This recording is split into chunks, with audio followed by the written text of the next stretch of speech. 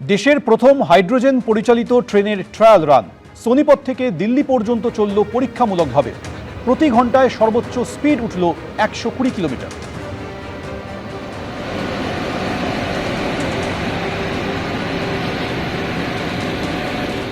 রবিবার থেকে দক্ষিণবঙ্গে বাড়বে বৃষ্টি, উত্তরে ভারী বর্ষণ।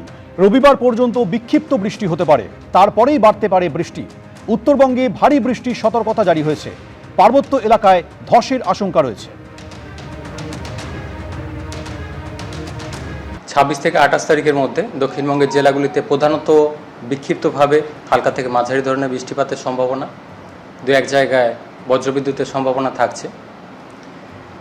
যেহেতু এই ধরনের বজ্রবিদ্যুৎ স্থানীয়ভাবেই বেশিটা হচ্ছে, টেম্পারেচার বেশি রয়েছে, জলীয়বাষ্পের প্রবেশ বেশি রয়েছে, ফলে স্থানীয়ভাবে যেখানে হচ্ছে বজ্রবিদ্যুতের তীব্রতা থাকছে মাঝে মধ্যে।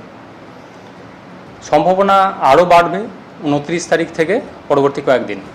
পূর্ব পশ্চিম বর্ধমান, বীরভূম, মুর্শিদাবাদ, নদিয়া এবং তার পার্শ্ববর্তী যে জেলাগুলি রয়েছে পুরুলিয়া, বাঁকুড়া, যেটা উত্তর 24 পরগনা, এই জেলাগুলো বজ্রবিদ্যুতের তীব্রতা থাকার সম্ভাবনা রয়েছে 29 থেকে 30 তারিখের মধ্যে।